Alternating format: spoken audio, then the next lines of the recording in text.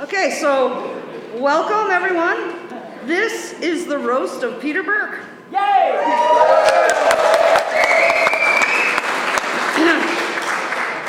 We are Peter's sisters. I'm Heather. This is Melissa. And we'll be your roast mistresses for the evening. Well, actually, everybody knows that I'm really only here because we want to make sure Heather doesn't fall down or choke again. Okay. So tonight we're celebrating 50 years of what the fuck. We're not professional roasters, so you'll have to put up with how we move things along. But please know that we take absolutely no ownership in the content or civility of what you're about to witness. Thanks, Andy, I need that. The truth is, we don't really get guy humor. We just love our brother Pete. Well, and some of us also love the stage. These comedic amateurs are Pete's dais. We'll introduce these jokers by name and affliction as the night goes on. So, in celebration of Brother Pete's 5-decade-long pursuit of absolutely nothing remarkable, he's asked his closest friends and reluctant family members to do what we do every day, but in front of all of you, bust his balls. Okay. Before we get into the meat of things, it's important to set the record straight on a couple things. There are 4 Bourque siblings. Peter is the eldest. There's a couple Irish twins in the middle. There's an adorable baby sister. Actually, I think it's better if we show the crowd. Boo, Pete, come on. Can we just come up here for a second? All right, come on, Criss. Yeah. We're going to line up in Bourque order, just so you have a visual of Pete. Okay. All right, come on.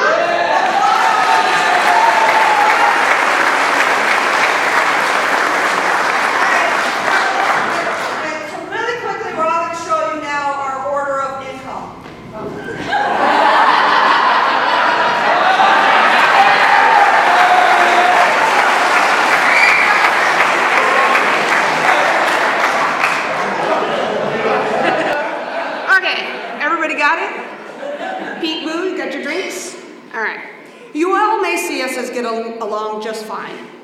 You may think the Bourque siblings are super close, very tight. Not entirely untrue, but make no mistake about it. These assholes tortured me. Let me start with one little example. So they used to pin me down, tickle me until I peed, then rub my nose in it while hitting me with a newspaper yelling, "Bad girl, bad girl." Really, the real shame of this is that Peter cannot train his own dogs to not pee all over his house and everything.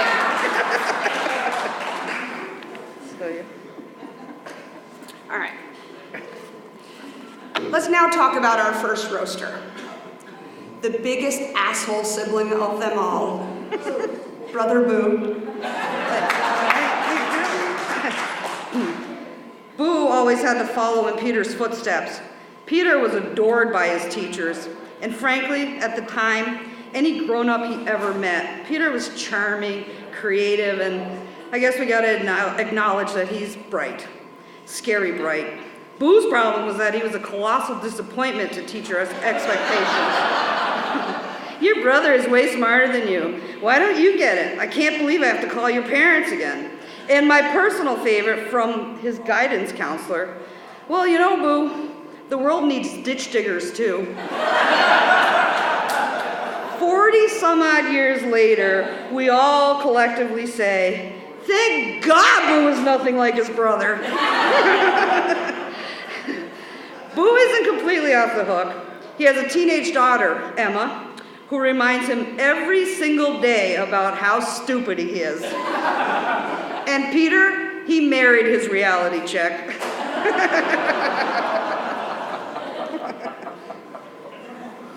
Okay. Stage is set. No, it's oh yeah. That's right. Ooh, it's all you. Just watch.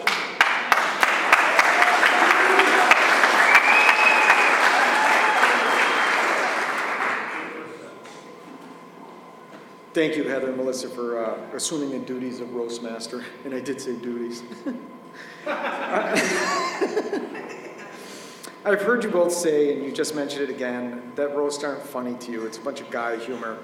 And like Pete and Dan and I explained to Kyle Sheridan years ago, our humor is meant for straight men.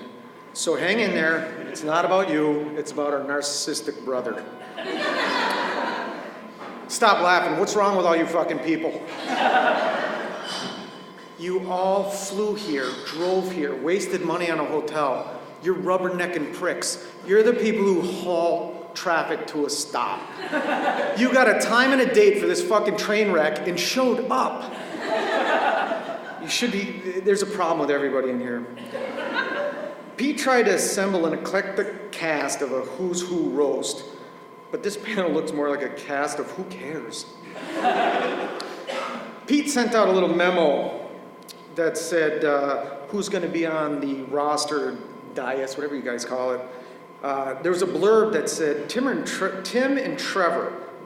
Tim Pirro, my business partner still, we haven't severed that relationship.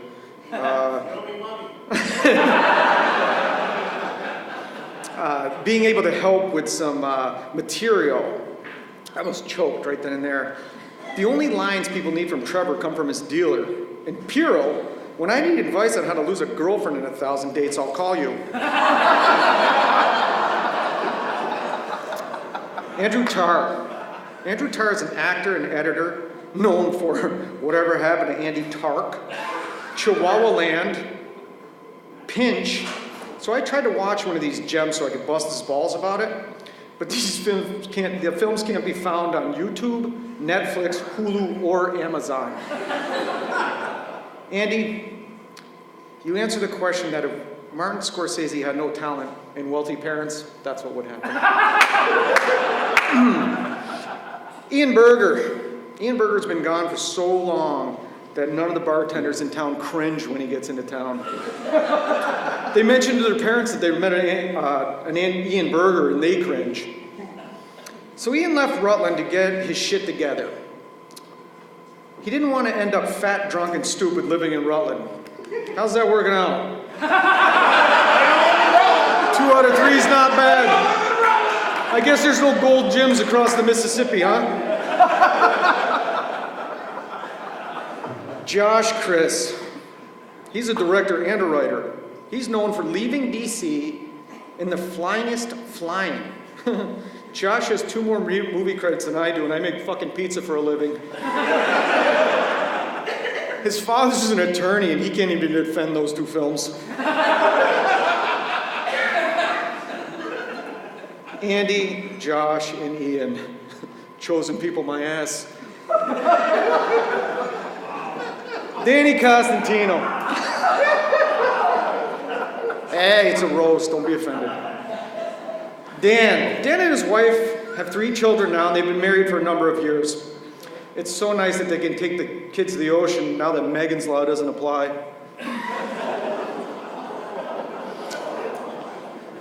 People Carol.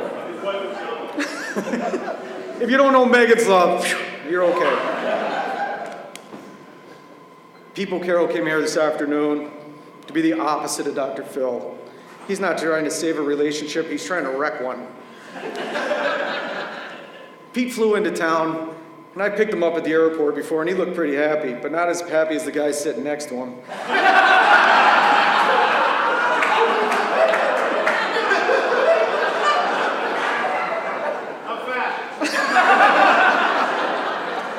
So Pete got back into town last week, and he stopped at Big Lenny's, Paisanos, Olympic Pizza, thank you, Pete, Pepino's, and Ted's, and then that was day 1.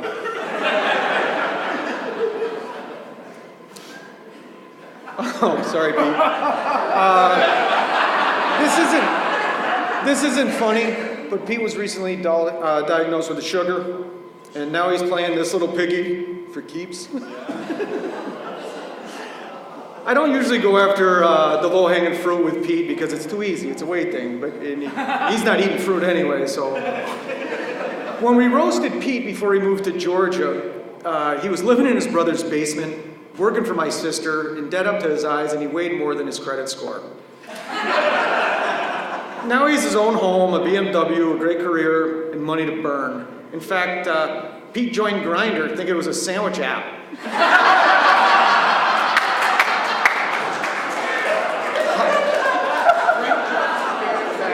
Hey, hot Italian took on a whole new meaning.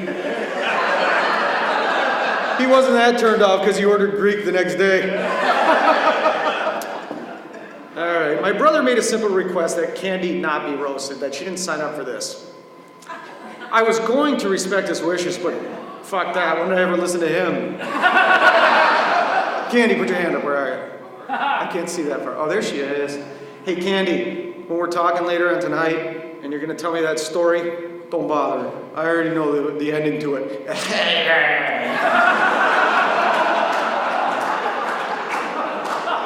That's Cantonese.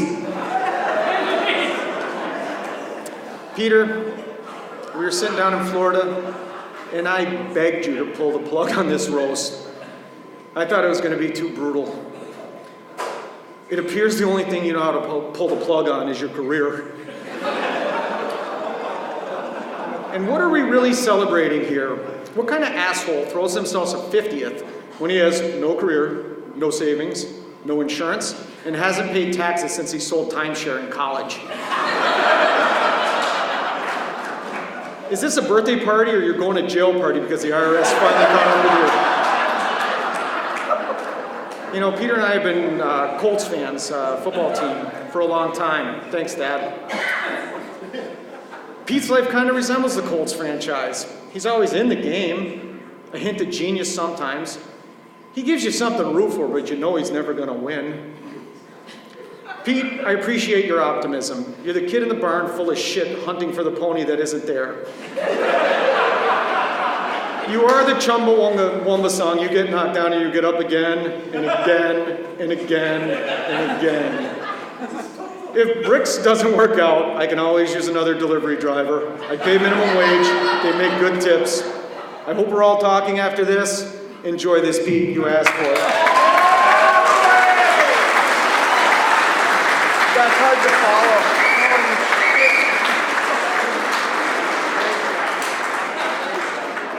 follow. Okay, well, Boo, I think your teachers may have been wrong.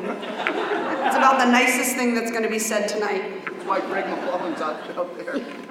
All right, next up is Ian Berger. It's great to see how many of Pete's old friends came out tonight. It's really great to see that Pete has kept connected to his high school buddies, his elementary school friends. I haven't talked to my high school friends since, well, elementary school. Ian is a high school pal of Pete. I admit I've known Ian for a long, long time. In all this time I've known him, I've only known him to be a jerk. Sadly, that's the only thing I can recall about him. He's a jerk. I can't think of anything significant that he's ever done to be a jerk, but that's the funny thing about time and drunkenness. You forget the pain. Ian, you insignificant piece of shit. Here's the mic.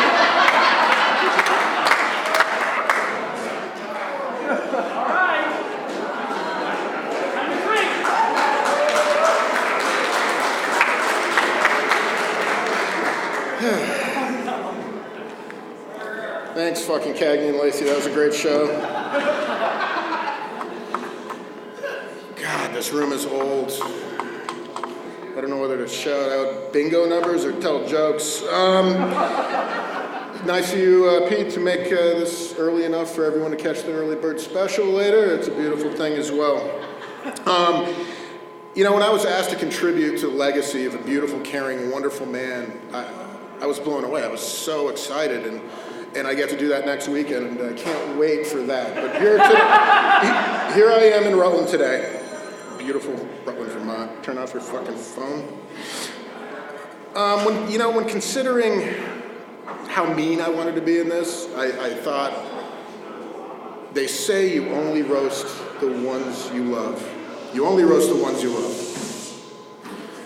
Dan, how you doing? It's nice to see you, man. You look great. It's really nice to see you. That's all I have to say about Dan.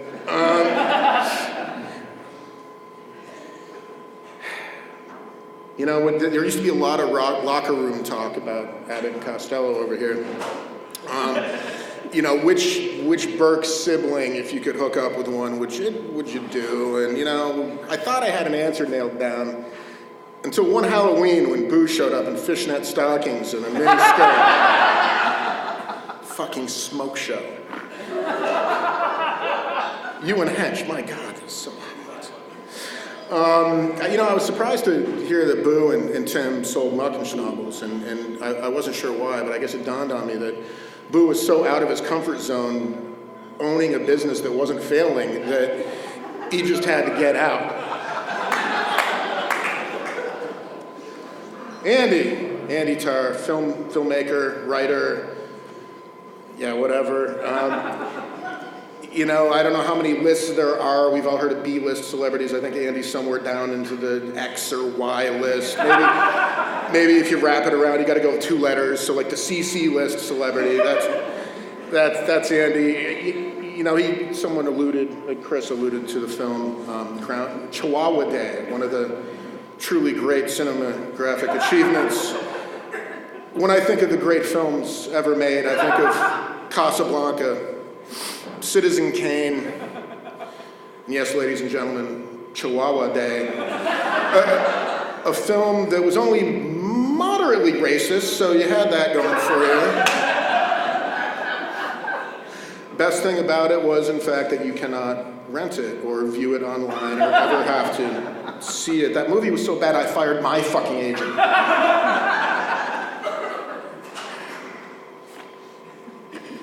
Page 2. Andy remains the only human being guy I have ever known that has managed to turn a back rub into a nap that ended up with a wet dream. And I can name names for a price. Josh, a dear old friend of mine. It takes a big man to rebrand himself as the love child of the drummer from Kiss. I couldn't do it. Maybe a guitar player, I could go with Ian Fraley or something. But, Josh and me did some things in the day. We hit Freon cans with baseball bats to see what would happen when they exploded. Smart kids. Smart kids. Really smart kid. And for those who don't know Josh was a brilliant computer programmer way before anyone knew what the hell a computer was. He was ahead of the curve. He broke into AT&T, broke in, gave everyone free codes. I just thank God that happened before there was internet porn. Because the entire nerdy half of the class of '86 would have yanked our cocks off by the time.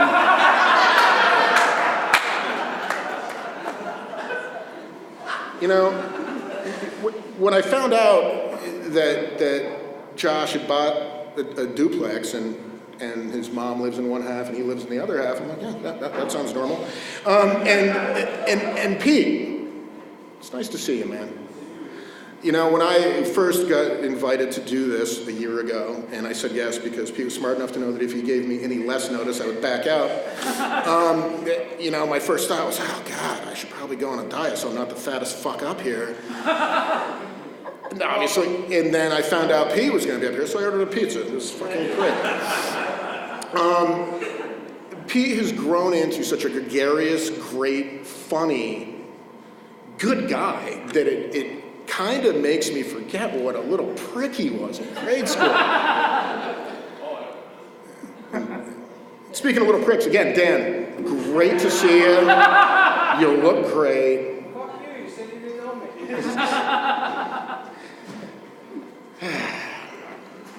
So I had some material prepared, but as it turns out, there's rules.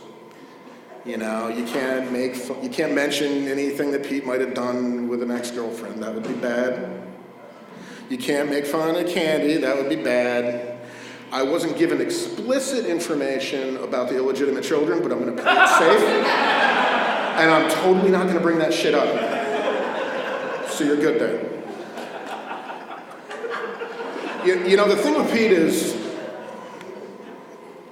I try to think of a story that really encapsulates Pete and me and all right, so I'm fucking Pete in the ass, right?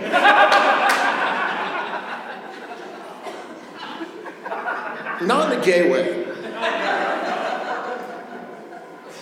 More like Vikings.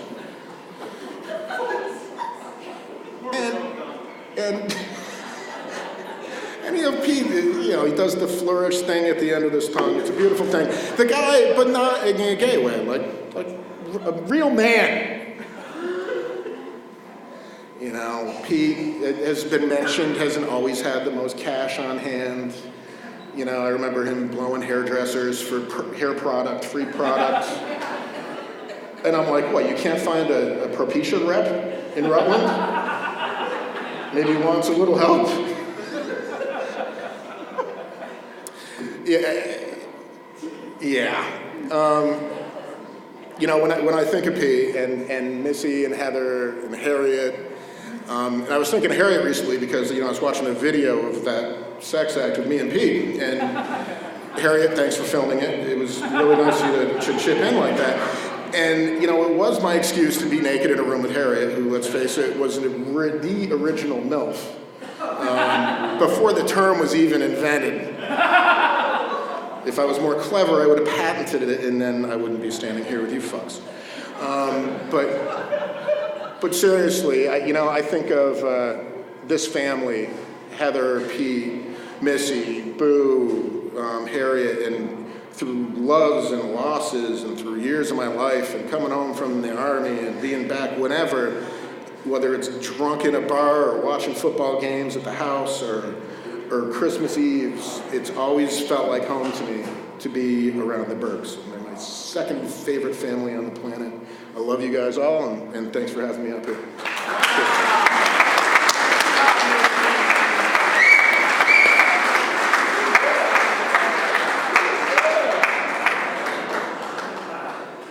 How'd you know? And a Cheetos and soda, please. I'd prefer kettle, but it's like we're in fucking Auschwitz over here. I know. I have to take a pee break. Ian, I'd like to apologize for calling you a jerk. I should have said asshole. All right, next up is Josh Criss. Just when you thought Pete couldn't bore you enough, he engaged a documentarian to roast him. Google Josh Criss. You'll find that he not only lives with his cat, Dusty, he also made a super creepy film that people actually watched and reviewed. The scariest part of this movie is the very idea that there is an OCD support group, and I didn't know about it. Anyways, as Boo mentioned, the name is Leaving DC. Here's your spoiler alert. Disappointing ending, just like the roast you're about to hear from its director star. Josh.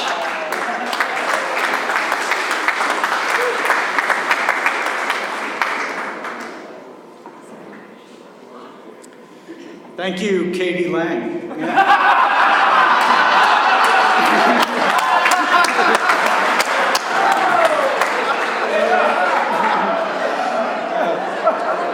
Wow.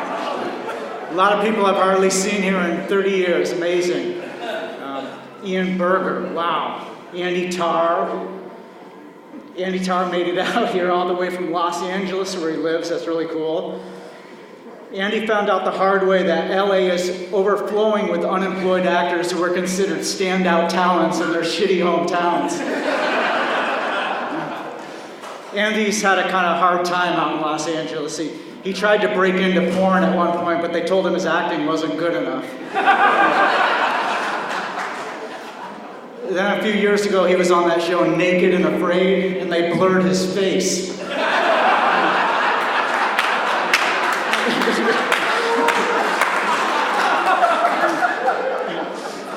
Andy is so desperate for work, he emailed Harvey Weinstein and said, "Hey man, I'll still blow you."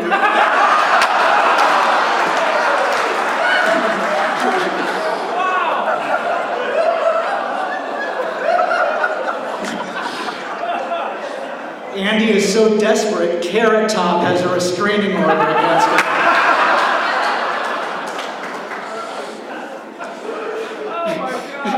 After 30 years in Hollywood, Andy's biggest movie credit has been assistant to Mr. Bonaducci. So far, Andy's best on-camera acting performance was telling Chris Hansen he didn't know the girl he was texting was only 13 years old. When Pete posted that this wasn't going to be a kid-friendly event, Andy didn't bother wearing cologne.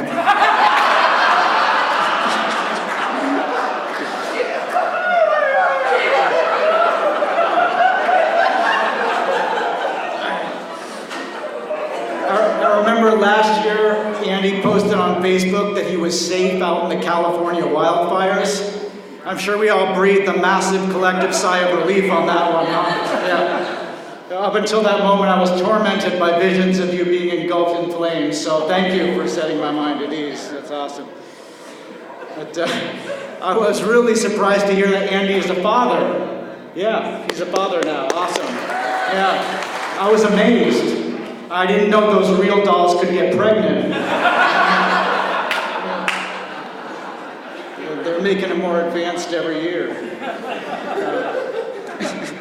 Ian Berger is here. Awesome. I guess Berger lives out in Chicago now. And I'm surprised, given his outstanding social skills, I figured he'd be an ambassador helping to smooth out tensions in the Middle East. I don't want to say you lack social skills, Ian, but let's face it, you make Ted Kaczynski look like Jimmy Fallon. It's nice to see Ian happily married after his first 3 mail-order brides all died under mysterious circumstances. When you marry Ian, you have to sign a release agreeing to appear on a future episode of Dateline NBC. I remember reading a Facebook post a long time ago that Berger could bench 305 pounds, and he only weighed about 170. And here we are about 15 years later, and those numbers are reversed. I actually heard that for a while. Ian was a brave and successful soldier in the U.S. Army. Yep. And then he stopped playing Call of Duty. No, applause is good, yeah. But back in high school, I remember Ian was really ahead of his time musically. I remember he was the first guy I ever met who was into the Doors. And he kind of reminds me of Jim Morrison, you know, aside from his looks, talent, money, and charisma. I guess after high school, Ian became quite the guitar player. Yeah, I've heard some of your recordings, Ian, and I can tell you, Ian Berger is to the electric guitar what LeBron James is to the electric guitar. Gibson pays Berger not to use their guitars. Going to Ian Berger for guitar lessons would be like going to Tim Puro for marriage counseling.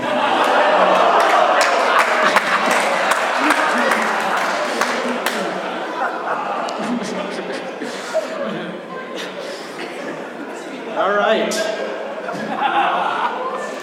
Well, on to the man of the hour. Pete is a great guy. He and Candy have had me over to the house a few times. The first time I went there, I knew I was in trouble when I saw all of the leashes up on the wall, and one of them was labeled Pete.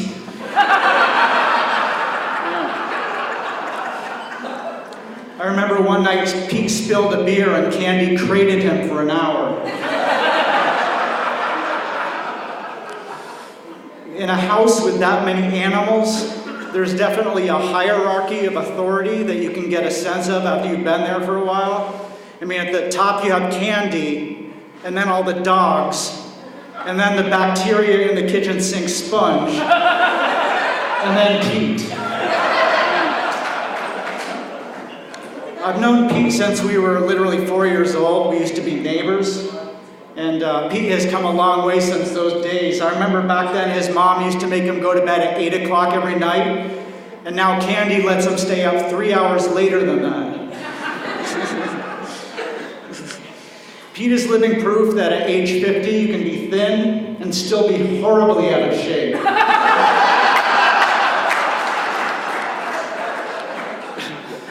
You know, Pete is what we call metrosexual, which means he prefers black dick.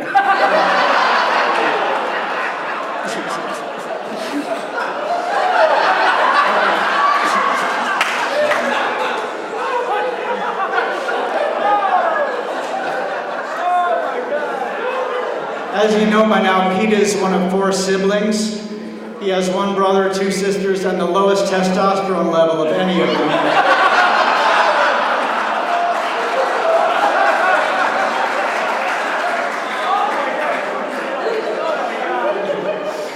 Pete actually had his testosterone level tested, and it came back somewhere between Art Garfunkel and JonBenet Ramsey.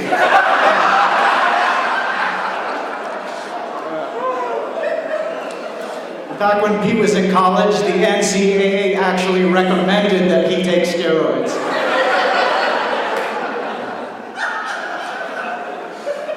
You know, Pete, Ian, Andy, me, back in high school we were considered geeks and nobody liked us. Anyway.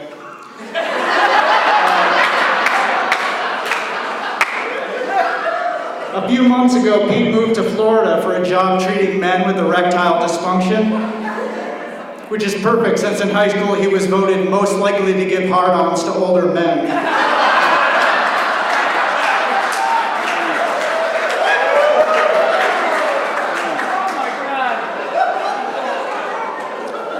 Pete helping men with hard-ons.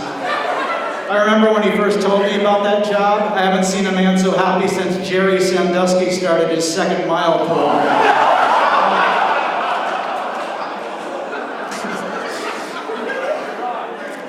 After Pete's first week down in Florida, his boss took him aside and said, "Pete, I love that you have so much enthusiasm, but happy endings aren't part of the job."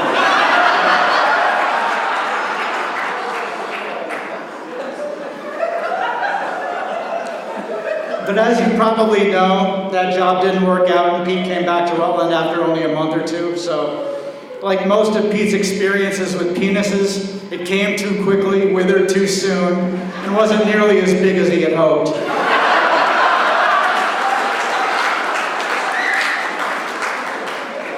But all jokes aside, Pete, you're one of the nicest guys I know, and thank you for letting me be part of your birthday.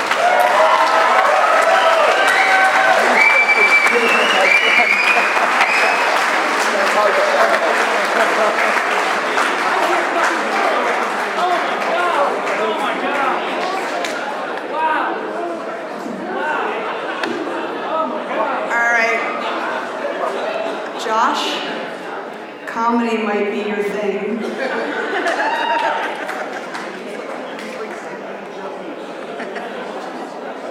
Okay. The best radio ad I ever heard was written by Dan Costantino. It was for his own deli. The ad went on and on about the delicious food that Costantino's offered. And then it ended with the best tagline ever. "The only thing I don't like about Costantino's Deli is the owner, Dan." I'm pretty sure his mother wrote that line.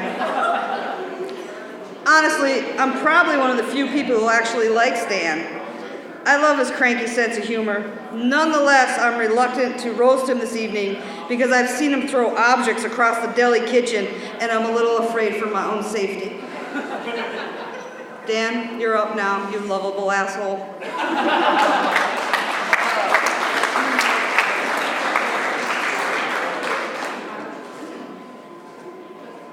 No notes.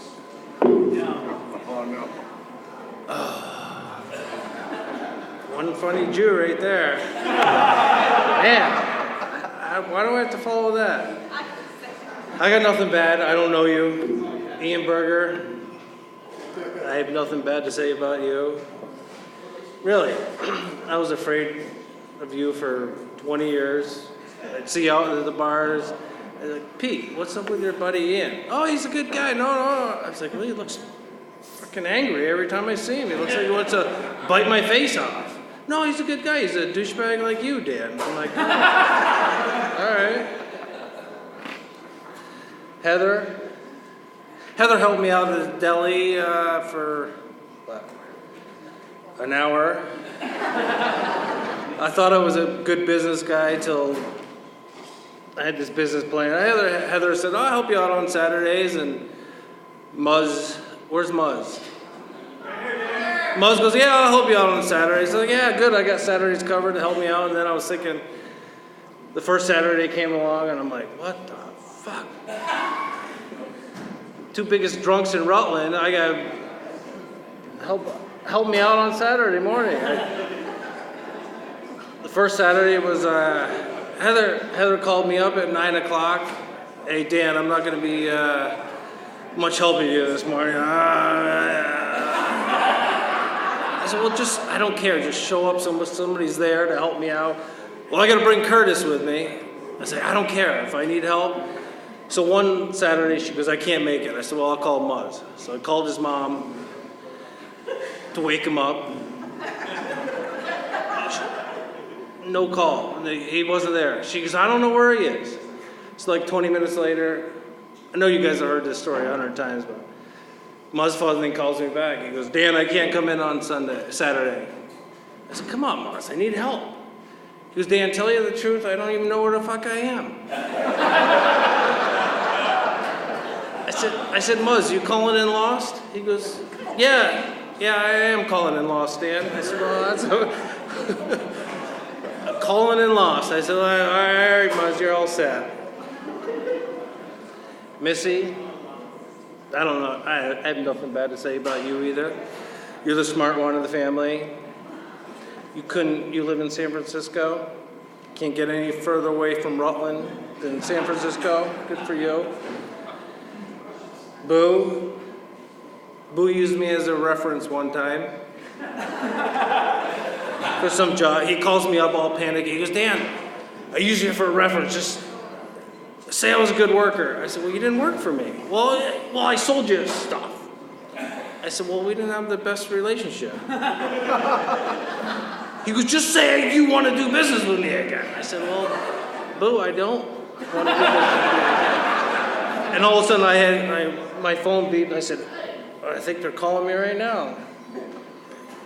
So I click over and I said, hello? Yeah, Mr. Bourque gave me used you for a reference. He's like, all right. Would you use him for a reference again? Or salesman again? I was like, yeah, I guess. Well, how long did he work for you? I said, he didn't work for me. So I had to lie and make up a good story about Boo, and that job lasted about an hour and a half. So I got a text message that Pete wanted to be on this panel, and hey, if you need any information or need material, call Tim Puro. I was like, yeah, he's a funny guy. I haven't seen him laugh in a year and a half. What the hell? Pete, I love you. I have nothing bad to say about Pete either. I have a funny story. I was talking to Pete like 3 years ago on the phone, and he's like, Dan, I gotta cut it short. He goes, I love you. I said, I love you too. He goes, I wasn't talking to you. He goes, I was talking to the kids. I was putting them to the bed. But ever since then, he's been telling me he loves me every time I see him. I love you too. And Boo.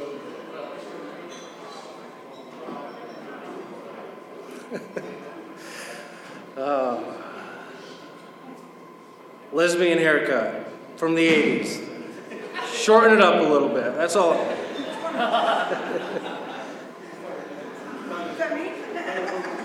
Either one of you three, all look the same. Holy crap. And Pete, supposed to be the man of the hour, but the loser of the century. No, I'm kidding. No. Lives on State Street. Nicest place to stay on State Street is the prison. I said, Pete, why do you live on State Street? He goes, it's a safe town. You know, it's safe there. You don't even have to lock your doors. You don't have to lock your doors because you have nothing worth stealing.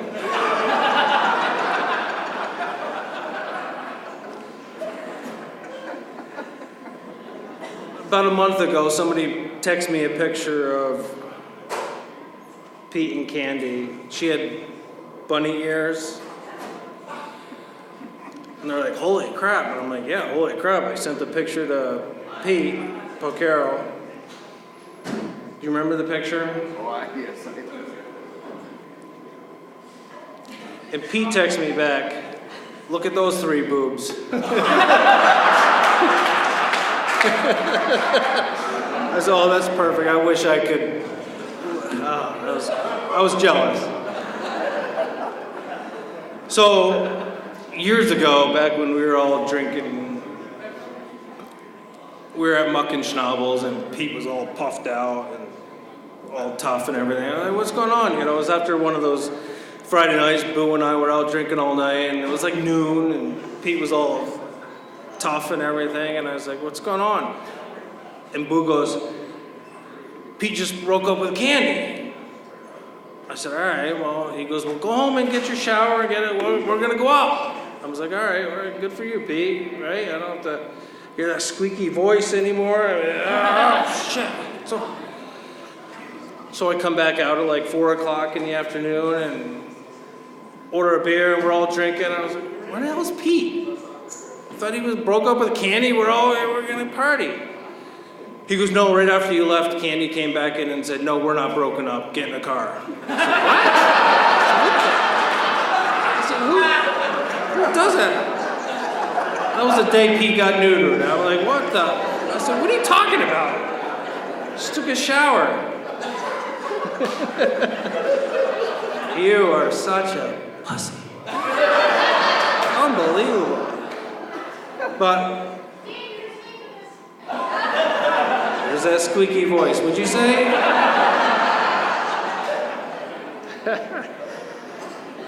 I think I love you. I don't know. We don't hang out much, but this is so bad. People are keep saying, well, "Why are you wearing a suit, Dan?" It's more like a funeral.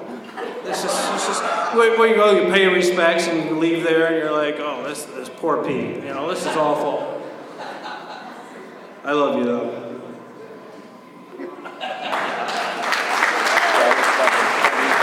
That was the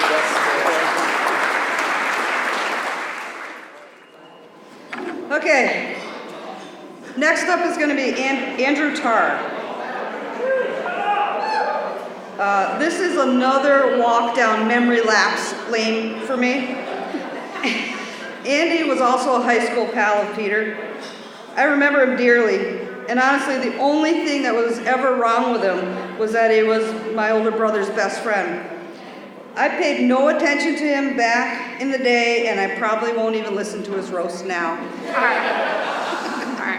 Well, before we turn this over to Andy, let's take a walk down actual memory lane. Andy and Peter were always in search of fame. They were actors, they founded a few different bands, they were featured in the Rutland Herald a couple times for a few different reasons. But what really got them noticed was their ridiculous style, from the dyed shoes to the skinny leather ties to the tips of their spiked hair. And let's face it, if the Rogaine had worked out at all, Pete would totally outflock a seagull's my hair. Truth be told, I've always looked up to my big brother and his bandmate Andy Tarr. I may be the only remaining Velcro Penguins fan, but as a 46-year-old Durrani, I'm pretty loyal to my 80s bands. Okay, Andy, what do you got for us?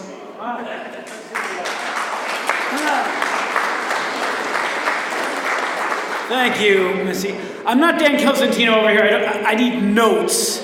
But from what I've been told, this is every bit as flavorful as the meats in the fucking deli that Dan runs. So if it's not funny, at least I'll eat it and it'll be sort of delicious. So before I start, Boo, I didn't know your pizza place was called Olympic Pizza. We talked on the phone last week to prepare for this thing. I thought you said Old Limp Dick Pizza, and I assumed that it was the same uncle that funded Pete's last failed career move. So, you know, but Olympic phones, you know, you guys get shitty cell service in Rutland. I couldn't make out what you were saying. Olympic Pizza. So, about a year ago, Pete calls me up on the phone, and he says, "Hey Andy, it's Pete. I'm gonna have a roast for my 50th birthday in Rutland. Can you make it? And I haven't set even foot in Rutland in a lot of years. So I was like, wow, Pete, a roast, huh? Congratulations. I mean, you do know I live in Los Angeles. Don't get me wrong. I mean, it definitely sounds worth 6 hours on a fucking airplane each way to go to a roast in Rutland. But I don't eat woodchucks and like moose meat. And he's like, no, it's not that kind of a roast. It's the other kind of roast where we're all gonna go down to the Elks Lodge and everybody's gonna take turns giving me a bunch of shit for all my failings in life. To celebrate. And I'm like, Pete, it's Rutland. I'm pretty sure no one ever talks about anything but your failings in life. There's literally nothing else to talk about there. Because it's Rutland. And you're Pete. But I like to think of myself as the kind of guy who will do whatever it takes to make Pete feel like shit about himself. So here I am. Now, Pete and I met the first day of 10th grade, which, if you know Pete, is incredible. Because in the state of Vermont, in order to pass the 9th grade, you're supposed to be able to read at a 2nd grade level. And, somehow there was Pete in the 10th grade. And I had just moved here from New Jersey, about a half an hour outside of New York, which is the kind of place where if a guy says, "Yes, dear, I'm coming right to bed," he isn't talking to an actual deer. So I had a little bit of a chip on my shoulder. I wasn't a complete asshole, but I was a pretty big asshole. I had sort of a very sarcastic edge to me that put a lot of people off. So much so that for a little while, people were calling me by the nickname Ian Berger. And, even so, I did make some very good friends here in Rutland, and I met this guy Pete, and I realized pretty quickly that I actually had a lot in common with the guy. We liked a lot of the same kind of music, and not a lot of people know this, but Pete and I were actually the only high school kids in the 80s who were violently threatened for being retro 80s. But also neither of us were ever going to be on the football team, okay? Me, because I didn't want to get a bunch of concussions and end up talking like Pete for the rest of my life. And Pete, I don't know if any of you have ever seen him throw a ball. No, he doesn't throw like a girl. He throws like a drunk hooker making fun of how an old lady throws a bag of dog shit.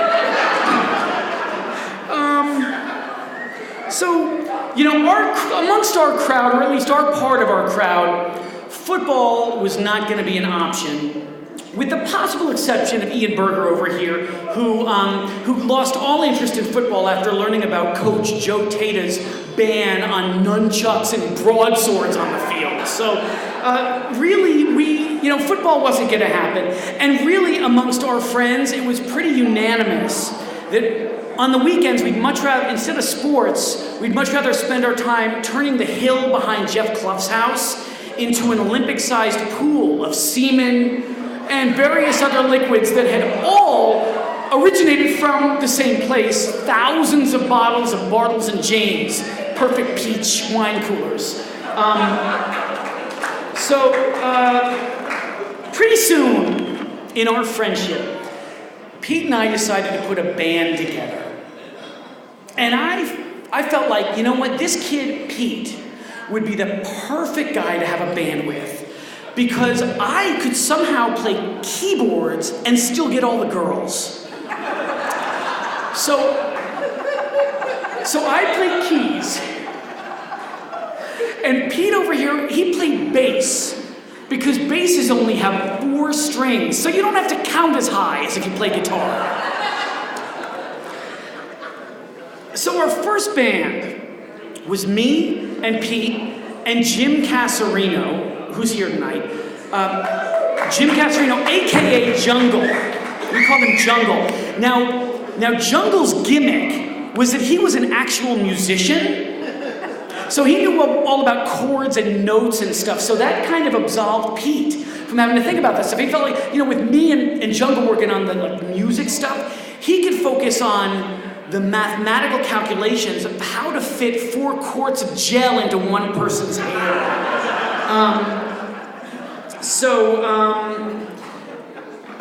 We had our first band, we put a band together, the 3 of us, and we called ourselves Social Comment. That was the band name.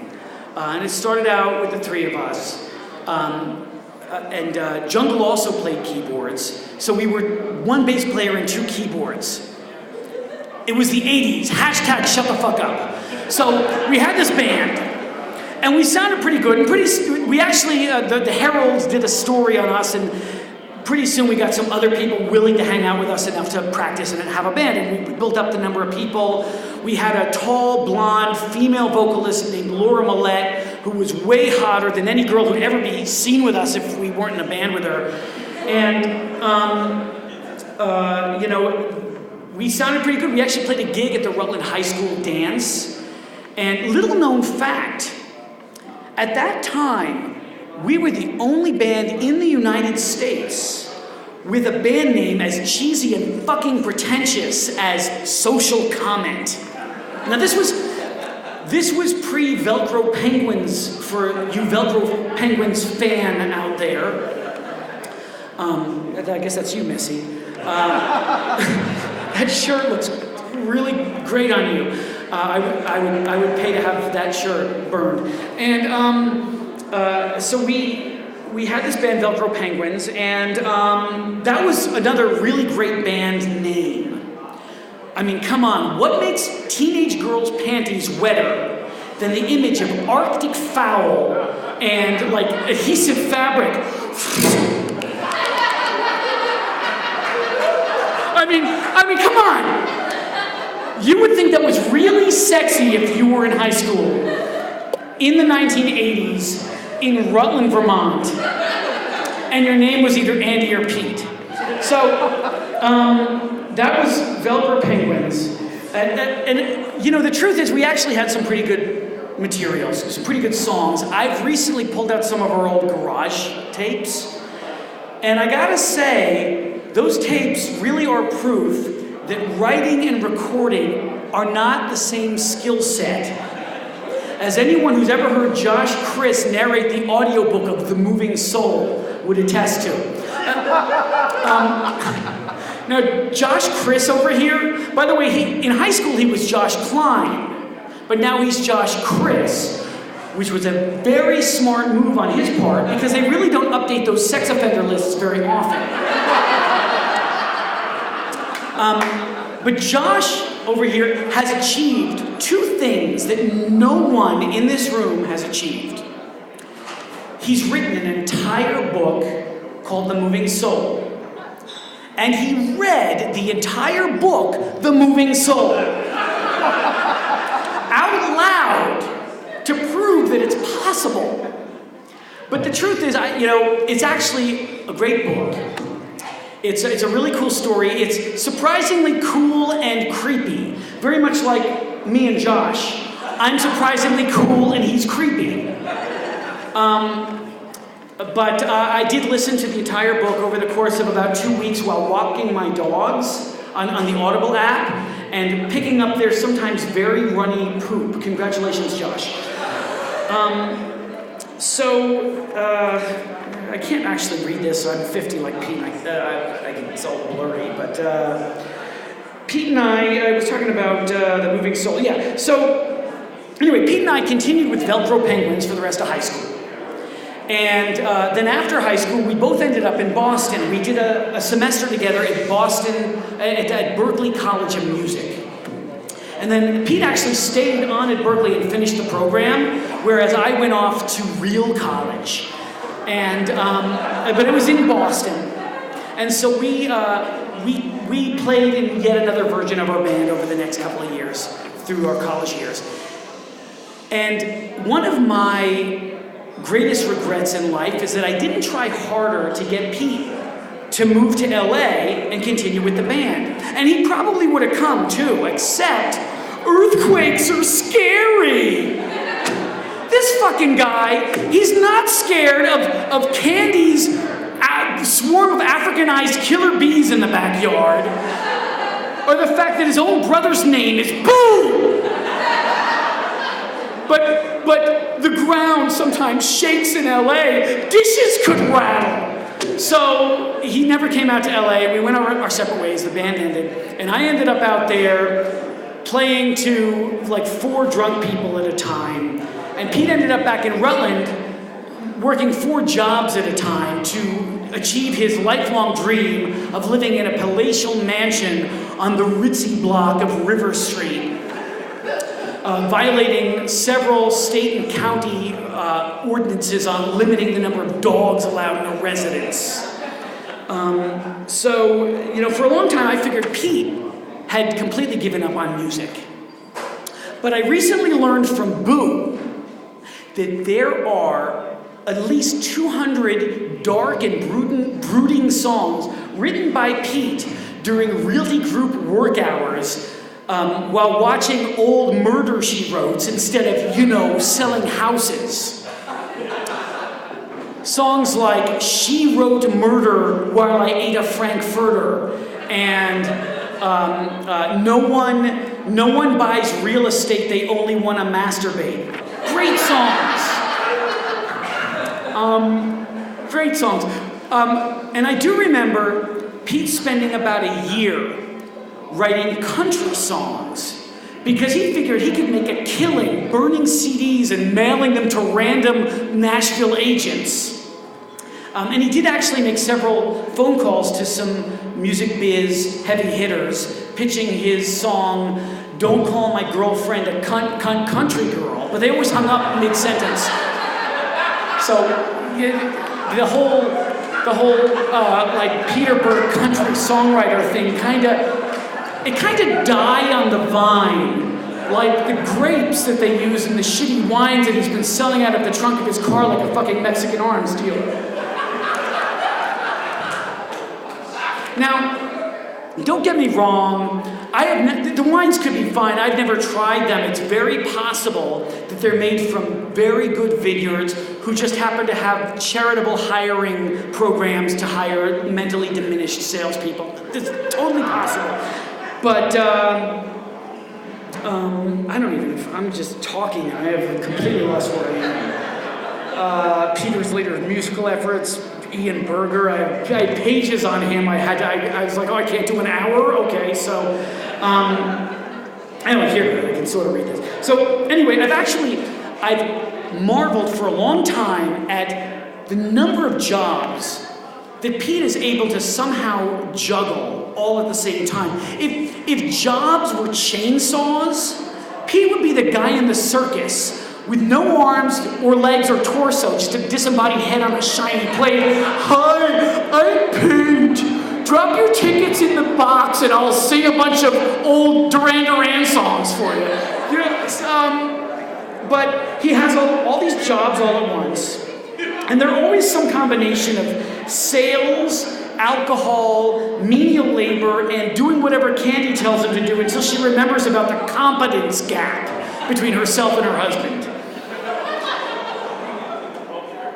So, when Pete called me a couple of months ago to like guilt me out of backing out of this roast, he helpfully suggested that I make fun of his recent erectile dysfunction job.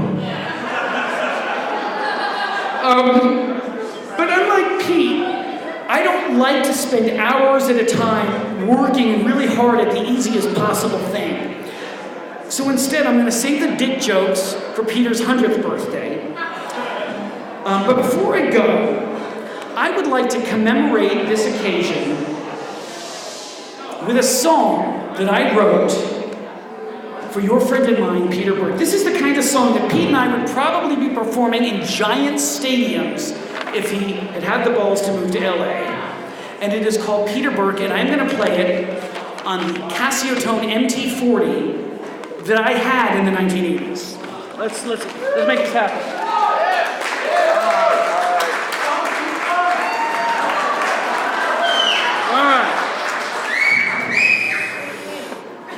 Give me a second here. It takes me a second to set up. My brain works at normal speed. I'm not fucking Ian Berger over here. I'm not all hopped up on anger hormones and whatever. Yeah. Hey, you people in the back, you don't have to listen, but be quiet. Oh, all right. Thanks. Thank you. Yeah, I'm not Ian Berger. I'm not all hopped up on anger hormones and whatever cocktail of experimental meds they're dumping in the Dinty Moore over at the Chicago VA this week. So it takes me a second to set up, but I think we got this. All right. I don't know how the mix is. Pete did the mix, so you might either hear only keyboard or voice, but let's make this happen.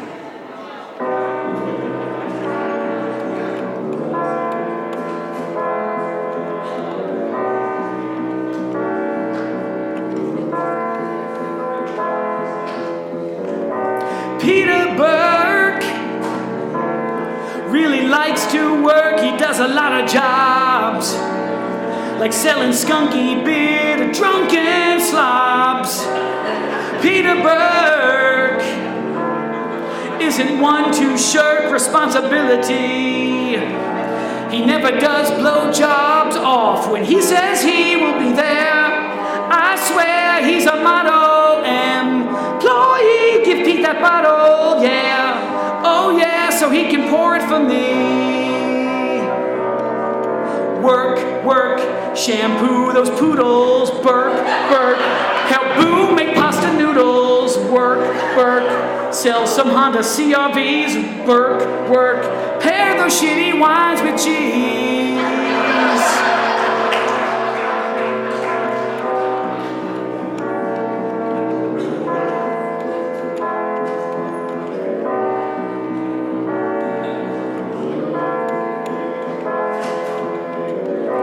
Peter Bourque maintains a constant smirk while holding back the sobs. He's driving everywhere for these nowhere jobs. Peter Bourque will show you fucking snobs that he ain't got no probs.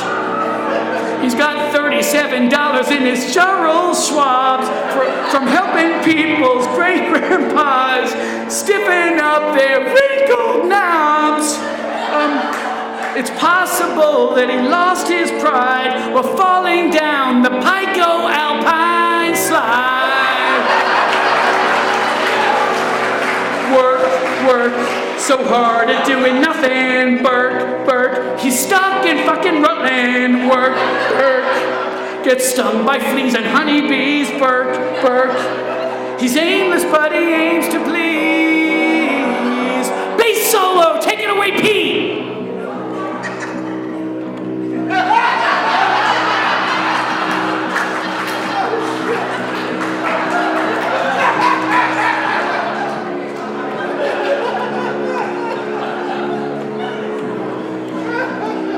Ladies and gentlemen, Peter Bourque on bass.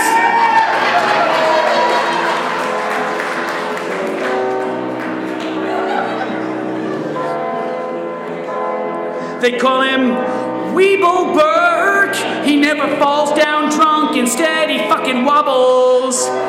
He's no jerk. He's happy mopping vomit off the floor of mucking schnobbles. He's got no time to dye his hair. Too busy working while impaired. Before he's 60, he'll work everywhere, from the parking structure men's room to the freak show at the Rutland Fair. Work, Peter Bourque is always working. Bourque, he'll stiffen up your gherkin. Bourque, is he drunk or is he twerking? Bourque, fake pubic hair is called a merkin, yeah.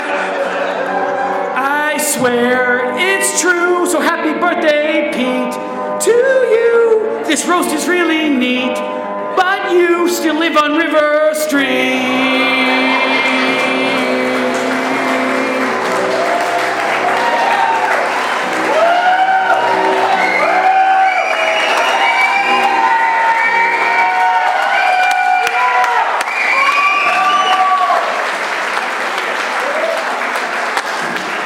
Happy birthday, man. All right.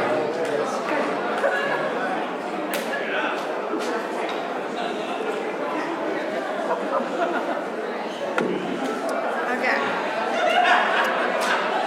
Thank you, Andy. And yes, you were sexy, but I was 12. And I am officially over my childhood crush. All right. Our last, but certainly not least roaster, Peter Polcaro. Not yet. We're not sure we're ready for this. Heather? So, I've seen Pete cry twice in my life. Once, when his dad's Cadillac was sideswiped outside of my parents' house. I think we were in high school or shortly thereafter. He was beside himself, but you can get the details from him later. The other time I saw Pete cry was when I gave him some constructive criticism when he worked for me at the VNA. I've never felt like a bigger piece of shit for having been so harsh. And that's all I'm gonna say about Pete right now, because I can't stand the idea of possibly seeing him cry again. He's a big blubbering baby. But he's an amazing guy with unbounded talent, and you are about to witness his genius and creativity now. Be nice.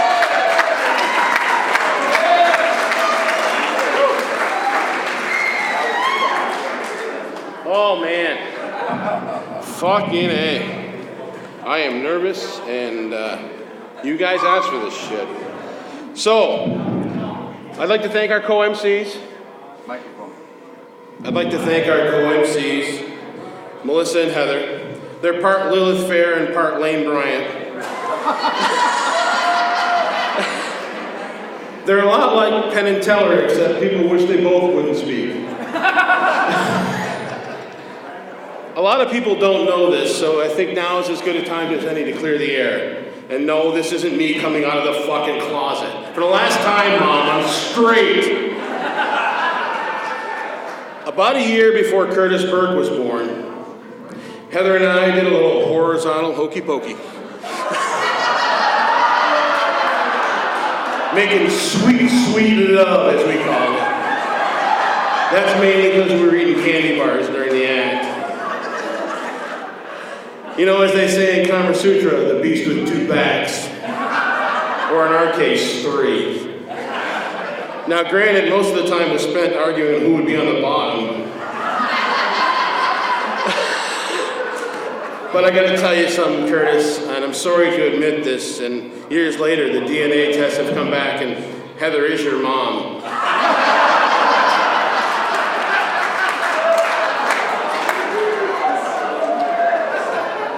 Miss Melissa, or Missy as she was known back in the day, she had a band called the Girl Scout Dropouts. Very, very good band. I think they called it that because they enjoyed each other's cookies.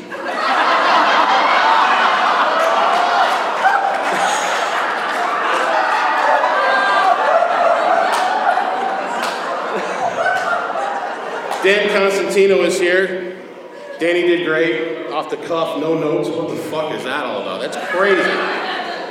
Back in the day, Dan had a little attitude, and he was a little gruff. He was a little bit of a fighter. Who am I kidding? Dan's just little. He was so short, he brings his own milk crate to stand on to kick your ass. No, Dan is a great person, and I'm going to tell you a story to tell you for yourself how big of a heart he had.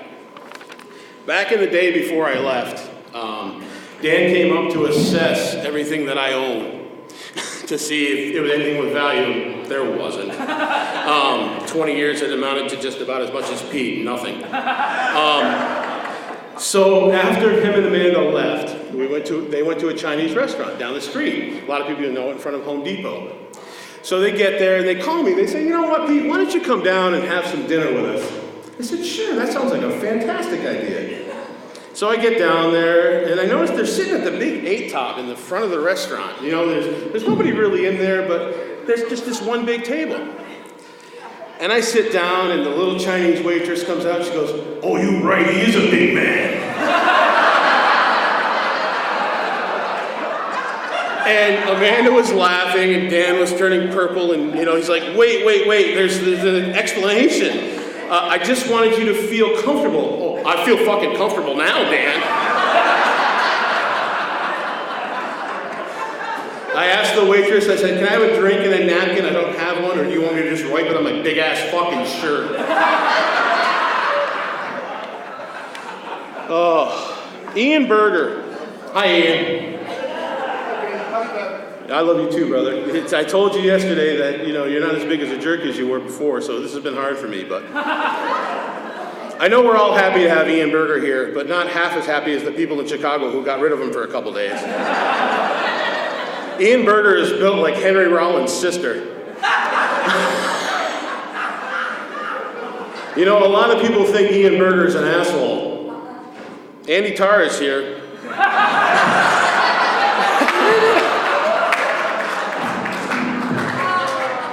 I don't know a lot about Andy. I did do some Googling. And he's a big-time movie guy out in LA, it turns out. Who can forget his haunting performances? Waiter number 3 in Lady Killer back in '95. Or Grocery Boy 4 in Homecoming, episode 7. Well, as most actors who've mastered their craft, Andy made the natural transition and moved behind the camera. He became a director. His last movie had a limited release. It was thrown straight in the dumpster.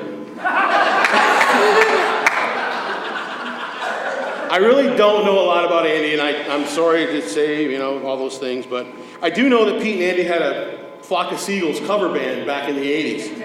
It was called A Load of Semen.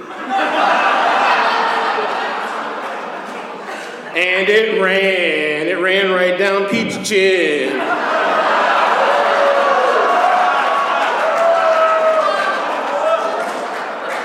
Bowie's here, my best buddy, Bowie.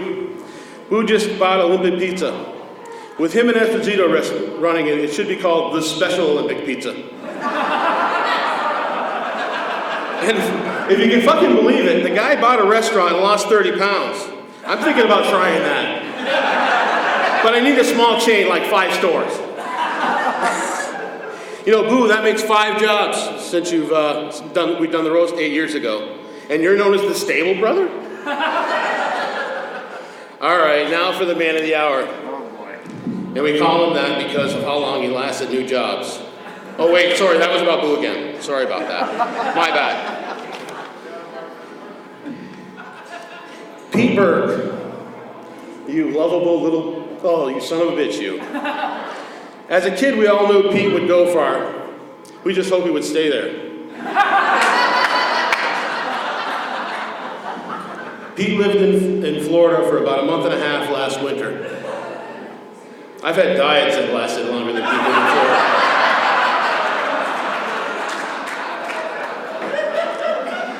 He was down there to work at a clinic for erectile dysfunction. Go with what you know, huh, pal? It was a little slow going at first, but eventually Pete had those guys right in the palm of his hand.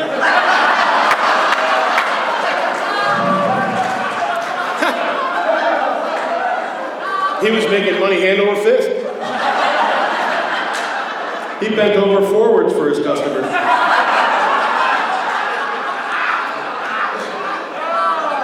And because of word-of-mouth advertising, he was soon beating off customers with both hands.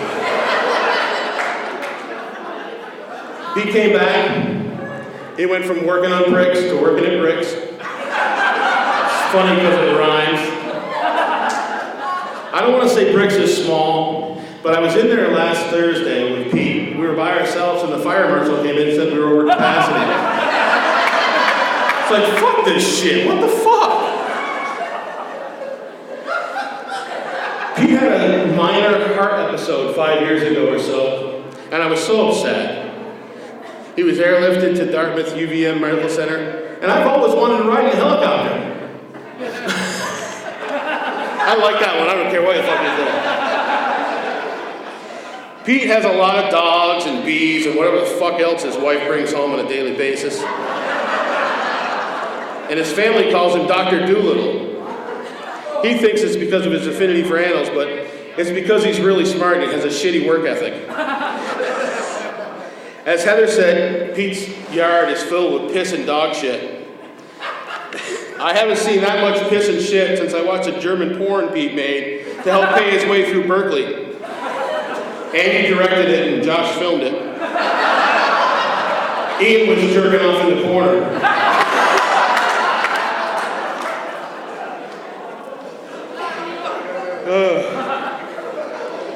I don't know if this sounds like boo or not, but he was hoping I could tie in Olympic pizza a little bit for him. So I said I'd give him some free advertising, and I need a little bit of audience help on this one. What we're going to do is we're going to test it once. When I say Pete's life is so sad, you say, how sad is it? Pete's life is so sad. How sad is it? Oh, dude, I'm really sorry. That sounds awful, but it's that loud. Oh, happy birthday, buddy. Woo. Pete's life is so sad. How sad is it? Right now, this is the fucking high point. Pete's life is so sad. Boo owns Olympic Pizza, and given Pete's tax problems, he'll probably end up in prison playing dominoes. Pete's life is so sad. How sad is it? Boo owns Olympic Pizza, and Pete will probably end up living in a hut.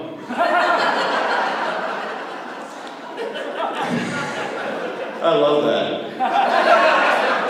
Pete's life is so sad. Boo owns Olympic Pizza, and given his current trajectory, Pete will probably end up living under River Street Bridge, giving lackluster blowjobs to Johns he calls Papa.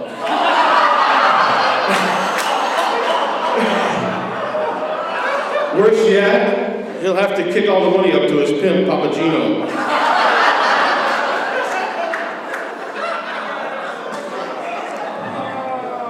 I know they're lackluster because Tim Yerk and Tim Bureau said he really just phones it in. That's all I got for you, buddy. Sorry it wasn't longer. I do love you, even though this was awful. You told me to do it, and I did it. So, happy birthday, pal.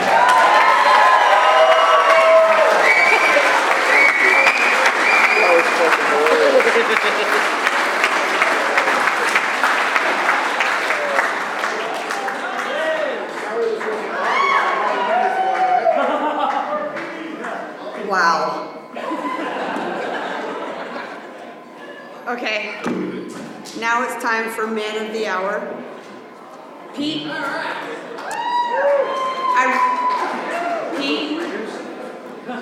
really think Dad would be proud of you today. Not so much about anything significant you've accomplished, but really, you've outlived him, and that's a pretty big deal. I must say that of all the Bourque siblings, Pete and I are complete opposites, yet strangely the most alike in so many ways. For example, our work ethics, credit scores, and tax brackets are nothing alike. Not even close. But then there is, as Boo and Heather will admit, the relatively tall, skinny gene Peter and I both inherited. We consider ourselves fashionable, killer salespeople. We also share a love for music, the 80s, wild hair, and, as it turns out, girls.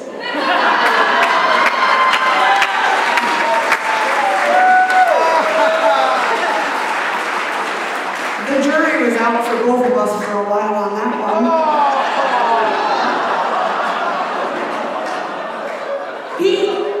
Pete is both responsible for my music career not happening and sort of happening. At 16 years old, inspired by the movie Some Kind of Wonderful, I I asked for a set of drums for my birthday. With the parents on board and a used set picked out, I was about to begin my path to stardom.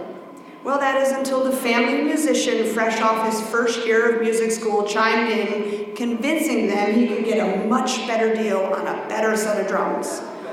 Well, Pete, I'm still waiting.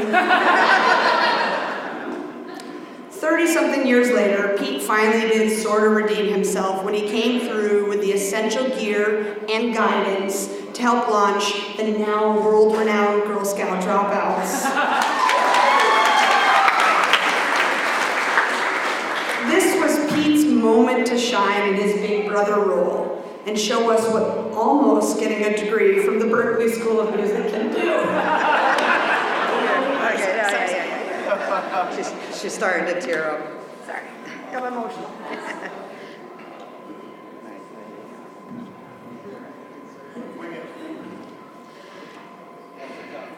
Everybody here knows where we all grew up on Crescent Street. My mother still lives there. Boo bought a house right around the corner on Lincoln Avenue, and I'm nearby on Seabury. We call it the Bermuda Triangle. Pete, he lives on State Street with the other sex offenders who can't be near a school. And you know the neighborhood.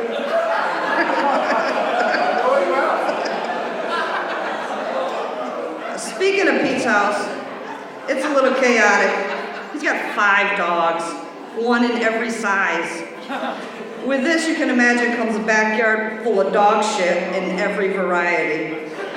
Joel, the trash guy, who does everything, and I mean everything. He mows lawns, paints houses, is the go-to for all things gross, cleans out cat lady homes, basements, takes away whatever junk you have for him. But he won't mow Pete's lawn. In spite of Pete's living style, you might be surprised to hear he is a severe germaphobe. He won't share a fork. He won't take a sip of anything someone else has had their mouth on. He won't eat a sandwich not made with gloves.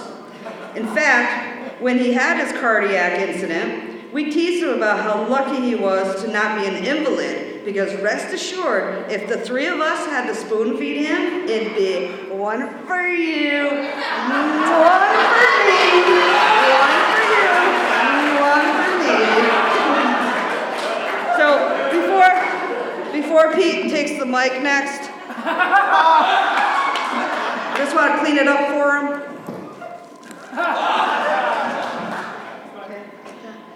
Okay, Pete, stay healthy.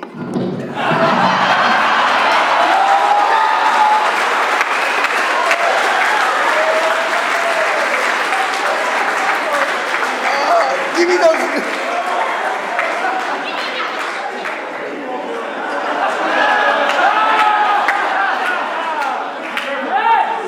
You gotta move to LA!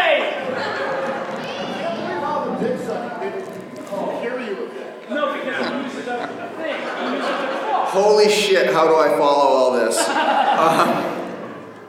I look around this room and I realize how many wonderful people are in my life. And I just wish they could have been here tonight. I dealt with a lot of pricks in Florida, but nothing like this group. Now, it wouldn't be a roast without some unknown, unfunny Jews.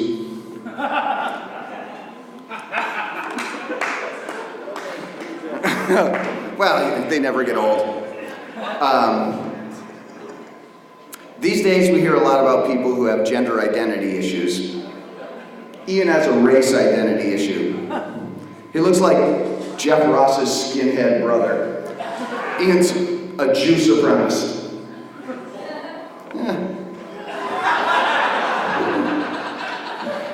I actually used to call Ian the nicest asshole I know, but that was before I met Dan Costantino. By the way, can someone get Dan a booster seat so I can see him? I actually appreciate Dan being here because he's the only guy who's grayer and balder than I am. Dan's happily married now, but before he was married, he was quite the player. I believe the ladies described him as well-built, armed, and climbing out my window.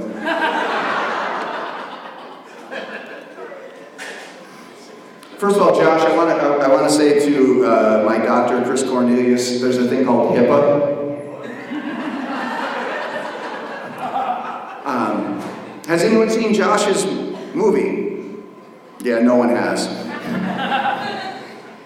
He's still a complete unknown. Josh, you're like the Andy Tarr of actors. Actually, Josh and Andy have a lot in common. They're both writers, directors, they both starred in their own films. But the biggest thing they have in common is that tonight's the first time their material has actually seen an audience.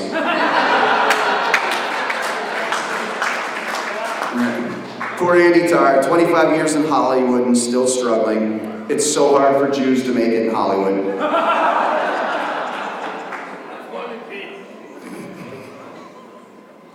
Chihuahua Day, what a movie. The last time there was a flop that big, Heather took her Spanx off.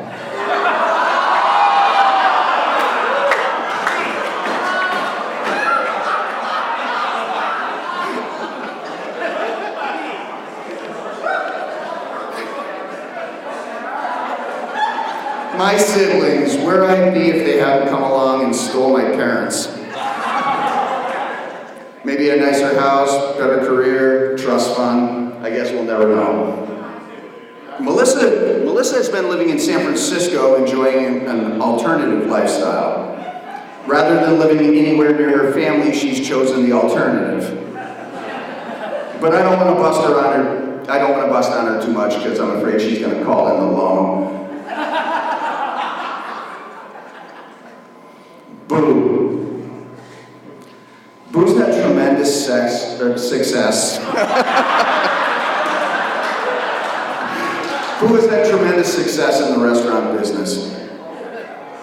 He just bought Olympic Pizza. He's like the Gordon Ramsay of Rutland, only more annoying. Actually, Boo's wife Steph just got a new frying pan for Boo. I think it was a fair trade. My former friend Peter Polcaro, he's very quick, but no woman actually knows that.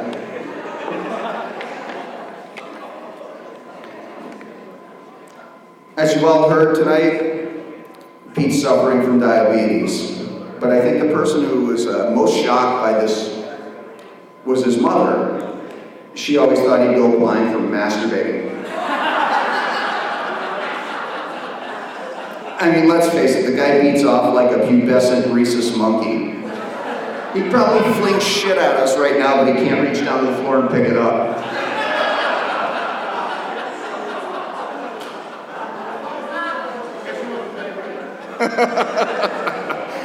My buddy Ronan was supposed to be here tonight, but he had a scheduling conflict. Apparently a year isn't enough notice.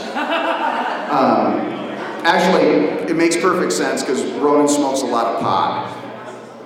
In fact, he planned on rolling a big fatty before he got here. Unfortunately, we had to find a different way to get Pete in the building.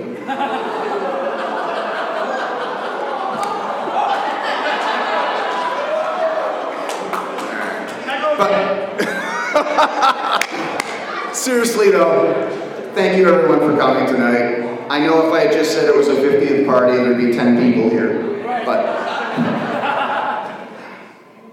I'm very fortunate and I appreciate every one of you being here. I love you all.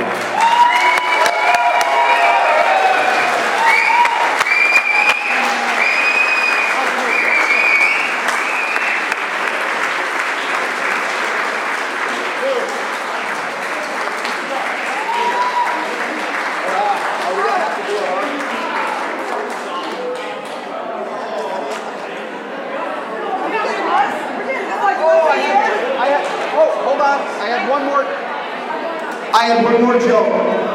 Everybody thought that Melissa was the person who was the band groupie, but Heather was such a Velcro Penguins fan that she got impregnated by the guitar player.